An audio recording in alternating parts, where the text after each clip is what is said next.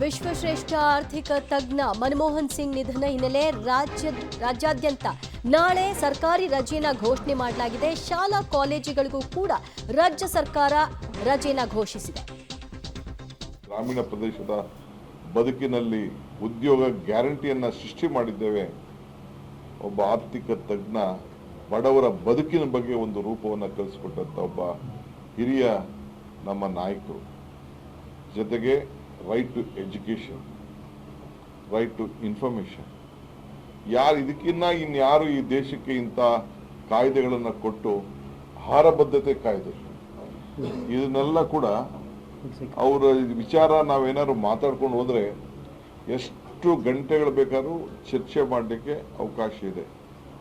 ಎಲ್ಲ ವರ್ಗದ ಜನರಿಗೆ ಇವತ್ತು ರೈತರಿಂದ ಹಿಡಿದು ರೈತರಿಗೆ ಸಾಲ ಮನ್ನಾ ಮಾಡಿದಂಥ ಒಂದು ದೊಡ್ಡ ಇತಿಹಾಸ ಸೃಷ್ಟಿ ಮಾಡಿ ಅದು ನ್ಯಾಷನಲೈಸ್ ಬ್ಯಾಂಕಲ್ಲಿ ನಾವು ಬರೀ ಬೇರೆಯವ್ರಿಗೆ ಮಾತ್ರ ನಾವು ಮನ್ನಾ ಮಾಡೋದಲ್ಲ, ರೈತರಿಗೂ ಕೂಡ ನಾವು ಸಹಾಯ ಮಾಡಬೇಕು ಅಂತೇಳಿ ತೀರ್ಮಾನ ಮಾಡೋದನ್ನು ನಾವು ಯಾರು ಕೂಡ ಮರಲಿಕ್ಕೆ ಸಾಧ್ಯ ಇಲ್ಲ. ವಿಶೇಷವಾಗಿ ನಗರಗಳಿಗೂ ಕೂಡ ಜವಾಹರ್ಲಾಲ್ ನೆಹರು ಅವರ ಹೆಸರಿನಲ್ಲಿ ನರಮ್ ಅಂತೇಳಿ ಒಂದು ಕಾರ್ಯಕ್ರಮವನ್ನೇ ರೂಪಿಸಿ ಬೆಂಗಳೂರು ಈ ನಮ್ಮ ರಾಜ್ಯಕ್ಕೆ ನೀವು ಹೇಳೋದಾದರೆ ಎಲೆಕ್ಟ್ರಾನಿಕ್ ಸಿಟಿಯಿಂದ ಫ್ಲೈಓವರು, ನೆಲಮಂಗಲದಿಂದ ಫ್ಲೈಓವರು, ಏರ್ಪೋರ್ಟಿಂದ ಫ್ಲೈಓವರು, ನಮ್ಮ ಇದ್ರ ರೋಡು ಕೋಲಾರ ರೋಡು, ಇವೆಲ್ಲ ಕೂಡ ಬೆಂಗಳೂರು ನಗರಕ್ಕೆ ಇಷ್ಟು ನೀವು ಶಕ್ತಿ ಕೊಡ್ತಾ ಇದ್ದೀರಿ, ಇಷ್ಟು ಆರ್ಥಿಕವಾದಂಥ ಸಹಾಯ ಮಾಡ್ತಾ ಇದ್ದೀರಿ ಬೆಂಗಳೂರು ನಗರಕ್ಕೆ ಅಂತೇಳಿ ಅತಿ ಹೆಚ್ಚು ಬೆಂಗಳೂರು ನಗರವನ್ನು, ಕರ್ನಾಟಕ ರಾಜ್ಯವನ್ನು ಪ್ರೀತಿ ಮಾಡಿದಂಥ ನಮ್ಮ ಪ್ರಧಾನಮಂತ್ರಿಗಳನ್ನು ನಾವು ಮರೀಲಿಕ್ಕೆ ಸಾಧ್ಯ ಇಲ್ಲ. ಇವತ್ತು ನಾವು ಒಂದು ದೊಡ್ಡ ಐತಿಹಾಸಿಕವಾದಂಥ ಸಭೆಯನ್ನು ಇಟ್ಟಿದ್ದು ತಾವೆಲ್ಲ ಗಮನಿಸಿದ್ರಿ. ಒಬ್ಬ ಎಕನಾಮಿಕ್ ಲಿಬರಲೈಸೇಷನ್, ಇನ್ಫ್ರಾಸ್ಟ್ರಕ್ಚರ್ ಪ್ರಾಜೆಕ್ಟ್ಸು ಏನೆಲ್ಲ ಈ ಗಂಟೆಗಟ್ಟಲೆ ಮಾತಾಡ್ಬೋದು. ನಾವು ಅದನ್ನು ಬೇರೆ ಸಂದರ್ಭದಲ್ಲಿ ನಾವು ಮಾತಾಡ್ತೇವೆ. ಇವತ್ತು ನಾವು Congress extended work committee Mahatma ಗಾಂಧೀಜಿಯವರು ಕಾಂಗ್ರೆಸ್ನ ನಾಯಕತ್ವ ವಹಿಸಿದ್ದನ್ನ ಬಗ್ಗೆ ನಾವೆಲ್ಲ ಸ್ಮರಿಸ್ಕೊಂಡು ಮಲ್ಲಿಕಾರ್ಜುನ್ ಖರ್ಗೆ ಅವರ ಅಧ್ಯಕ್ಷತೆಯಲ್ಲಿ ಇವತ್ತು ನಾವೆಲ್ಲ ಸಭೆ ಮಾಡಿದ್ದೋ. ಆ ಸಭೆಯ ನಿರ್ಣಯವನ್ನು ಈಗಾಗಲೇ ನಾವು ನಿಮಗೆಲ್ಲ ನಾವು ತಿಳಿಸಿದ್ದೇವೆ. ಆದರೆ ಇಂಥ ಒಂದು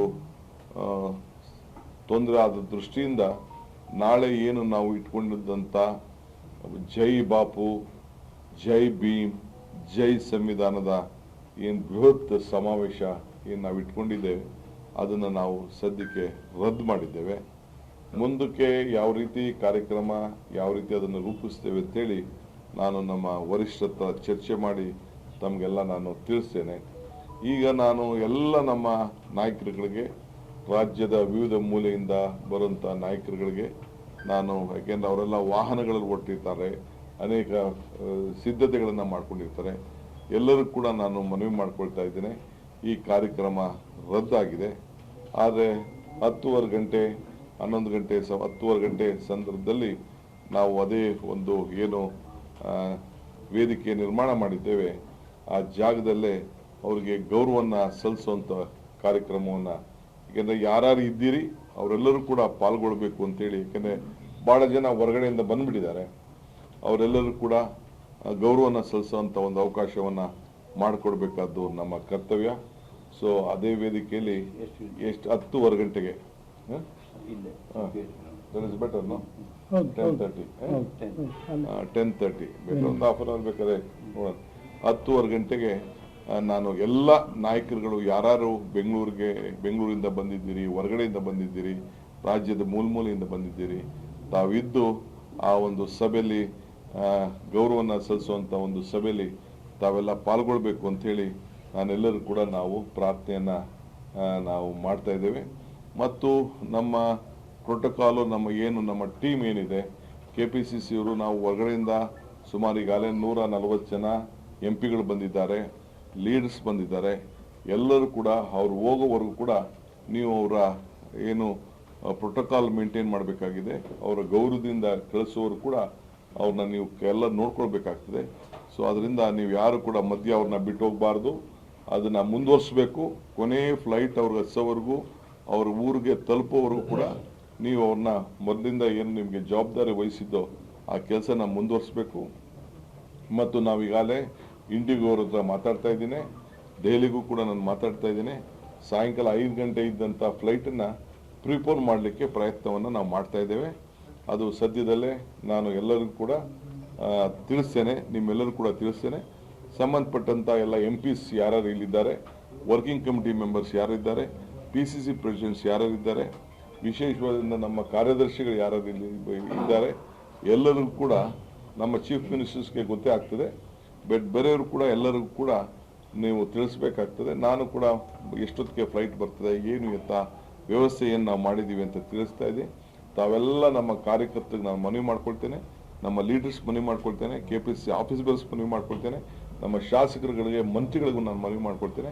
ಅವ್ರನ್ನ ಯಾವ ರೀತಿ ನಾವು ಗೌರವದಿಂದ ಕರ್ಕೊಂಡು ಬಂದೋ ಅದೇ ರೀತಿ ವಾಪಸ್ಸು ಅವ್ರನ್ನ ದೆಹಲಿಗೆ ಹೋಗ್ತಾರೋ, ಅವ್ರ ಊರಿಗೆ ಹೋಗ್ತಾರೋ, ಎಲ್ಲರೂ ಕೂಡ MPs ಎಲ್ಲ ಬಹುಶಃ ದೆಹಲಿಗೆ ಹೋಗ್ಬೇಕಾದಂಥ ವ್ಯವಸ್ಥೆ ಮಾಡಬೇಕಾಗ್ತದೆ. ಅದಕ್ಕೆ ನಾನು ಸಿದ್ಧತೆಯನ್ನು ನಾನು ಮಾಡ್ಕೊಳ್ತೇನೆ. ದಯವಿಟ್ಟು ತಾವೆಲ್ಲ ಸಹಕಾರ ಕೊಡಬೇಕು ಅಂತೇಳಿ ತಮ್ಮಲ್ಲಿ ನಾನು ಪ್ರಾರ್ಥನೆಯನ್ನು ನಾನು ಮಾಡ್ತೇನೆ. ಪ್ರೋಗ್ರಾಮ್ಸ್ ಎಲ್ಲ ಕ್ಯಾನ್ಸಲ್ ಮಾಡಿದೆ. ಒಂದು ವಾರ ಇದೆ. ನಾಳೆ ಸರ್ಕಾರಿ ಕಚೇರಿಗಳೆಲ್ಲ ನಾಳೆ ಸರ್ಕಾರ ಈಗಾಗಲೇ ನಾವು ಗೌರವವನ್ನು ಸಲ್ಲಿಸಬೇಕಾಗಿದೆ. ಸರ್ಕಾರ ರಜೆ ಘೋಷಣೆ ಮಾಡಿದೆ. ಸೊ ಆ ದೃಷ್ಟಿಯಿಂದ ನಮ್ಮೆಲ್ಲ ಕಾರ್ಯಕ್ರಮಗಳನ್ನು ರದ್ದಾಗಿದೆ. ಸರ್ಕಾರಿ ಕಾರ್ಯಕ್ರಮಗಳನ್ನು ಮತ್ತು ನಮ್ಮ ಪಕ್ಷದ ಕಾರ್ಯಕ್ರಮ ಇದೊಂದು ಮಾರ್ನಿಂಗ್ ಒಂದು ಬಿಟ್ಟರೆ ಮಿಕ್ಕಿದೆಲ್ಲ ಕಾರ್ಯಕ್ರಮಗಳನ್ನು ನಾವು ರದ್ದು ಮಾಡೋಂಥ ವ್ಯವಸ್ಥೆಯನ್ನು ನಾವು ಮಾಡಿದ್ದೇವೆ. ದಯವಿಟ್ಟು ಒಂದು ವಾರ ಏನು ಸರ್ಕಾರ ಶೋಕ ಆಚರಣೆ ಮಾಡಬೇಕು ಅಂತಿದೆ ಅದನ್ನು ನಾವು ಯಥಾಸ್ಥಿತಿ ನಾವು ಮುಂದುವರಿಸ್ತೇವೆ. ಇಲ್ಲಿ ಲೈಟಿಂಗ್ ವ್ಯವಸ್ಥೆ ಏನಿದೆ ಅದನ್ನು ನಾನು ಬೆಳಗ್ಗೆ ನಾನು ಚೀಫ್ ಮಿನಿಸ್ಟರ್ ಹತ್ರ ನಾನು ಮಾತಾಡ್ಬಿಟ್ಟು ನಾನು ಮತ್ತೆ ನಿಮಗೆ ನಾನು ಏರ್ಪಾಟನ್ನು ತಮಗೆ ತಿಳಿಸ್ತೀನಿ. ಯಾಕೆಂದರೆ ಭಾಳ ಸಾರ್ವಜನಿಕರು ಇದ್ರ ಬಗ್ಗೆ ಭಾಳ ತರಾತುರಿಯಿಂದ ಲಕ್ಷಾಂತರ ಜನ ಬಂದು ನೋಡ್ತಾ ಇದ್ದಾರೆ. ಆ ವಿಚಾರದಲ್ಲಿ ಏನಿದೆ ಅನ್ನೋದನ್ನು ನಾನು ಮುಖ್ಯಮಂತ್ರಿಗಳ ಹತ್ರ ಚರ್ಚೆ ಮಾಡಿ ನಿಮಗೆ ಮುಂದಕ್ಕೆ ನಾನು ತಿಳಿಸ್ತೇನೆ. ಖಂಡಿತ ನಾನು ಪಕ್ಷದ ಒಬ್ಬ ಅಧ್ಯಕ್ಷರಾಗಿ, ರಾಜ್ಯದ ಮುಖ್ಯಮಂತ್ರಿಯಾಗಿ, ಕೆಲವೆಲ್ಲ ನಮ್ಮ ಸೀನಿಯರ್ ಲೀಡರ್ಸು ಎಲ್ಲರೂ ಕೂಡ ಹೋಗ್ಬೇಕಾಗ್ತದೆ. ಬಹುತೇಕರು ಲೀಡರ್ಸ್ ಎಲ್ಲರಿಗೂ ಪರಿಚಯ ಇರೋರು, ನಾವೆಲ್ಲ ಅವ್ರನ್ನ ಕೈ ಕೆಳಗಡೆ ಕೆಲಸ ಮಾಡಿರೋರು, ನಾವೆಲ್ಲ ಖಂಡಿತ ಹೋಗ್ಬೇಕಾಗ್ತದೆ. ಅದಕ್ಕೆ ಸಪ್ರೇಟಾಗಿ ವ್ಯವಸ್ಥೆನ ನಾವು ಚೀಫ್ ಮಿನಿಸ್ಟರ್ ಮಾತಾಡ್ಬಿಟ್ಟು ನಿಮಗೆ ತಿಳಿಸ್ತೇವೆ. So I am very sorry to inform all of you our Padma. DCM DK Shivakumar ಅವರು ಮನಮೋಹನ್ ಸಿಂಗ್ ಅವರ ನಿಧನ ಸುದ್ದಿಗೆ ಸಂಬಂಧಿತವಾಗಿ ಸುದ್ದಿಗೋಷ್ಠಿಯನ್ನು ನಡೆಸುವ ಮೂಲಕವಾಗಿ ಸಂತಾಪ ಸೂಚಿಸಿದ್ದಾರೆ ಮತ್ತು ಸರ್ಕಾರಿ ರಜೆಯನ್ನು ಘೋಷಣೆ ಮಾಡಲಾಗಿದ್ದು